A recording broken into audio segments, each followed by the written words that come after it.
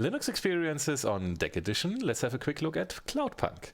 Cloudpunk was released 2020 by Ironlands, and you are the female delivery driver who has her first shift for a company named Cloudpunk.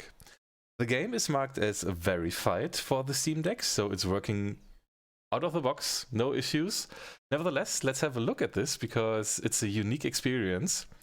And why I'm telling you about this game is I have started and completed the game fully on the Steam Deck. And that's why I have a little advice that might help you to play this game a little bit longer on the Steam Deck.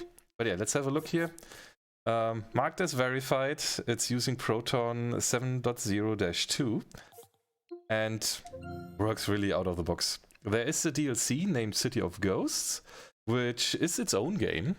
It's like an expansion, like I haven't started it yet, but I intend to play that as well.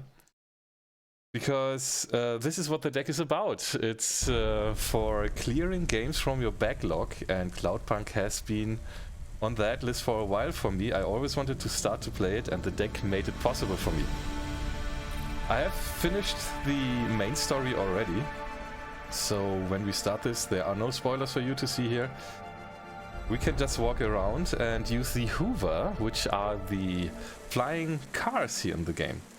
So yeah, have a look at this unique art style while you are walking or flying through this city. With the D-pad you can zoom into a first-person view, and then you can look even completely up into the sky and have a look at those clouds. This looks so cool. I've never seen an animation for clouds like this before.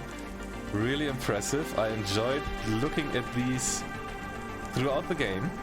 D-pad down, zooms out a bit again. You can even zoom further out. But mostly I've played pretty close to the character.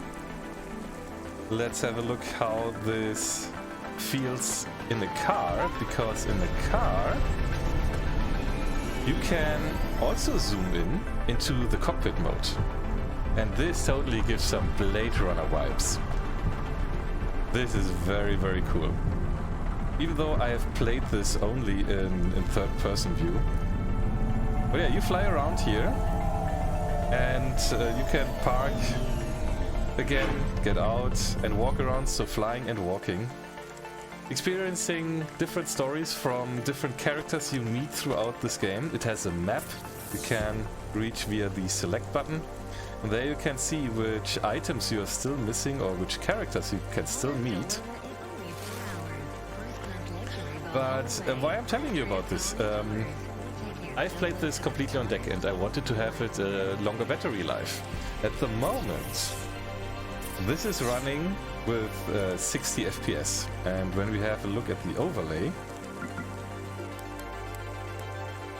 it tells us we are using 26 watts, which is a lot, so it drains battery pretty fast. But if we reduce this to 30 FPS, the game is still smooth to play, and it will over time reduce the battery consumption to about 15 or 16 watts.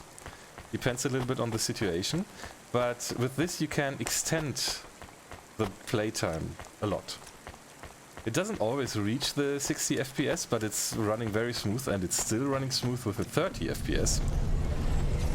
The overlay takes a while though to adapt, so it's not reflecting that right now.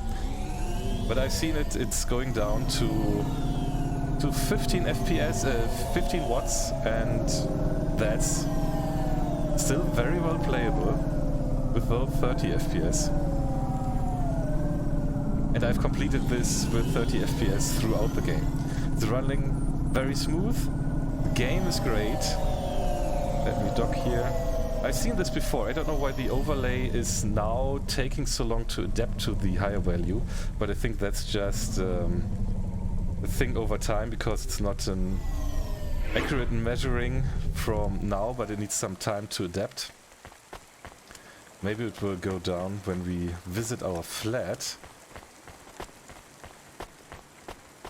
but when I start the game with 30 FPS, it's starting at about 15 watts, which reduces the battery consumption and gives you longer play sessions.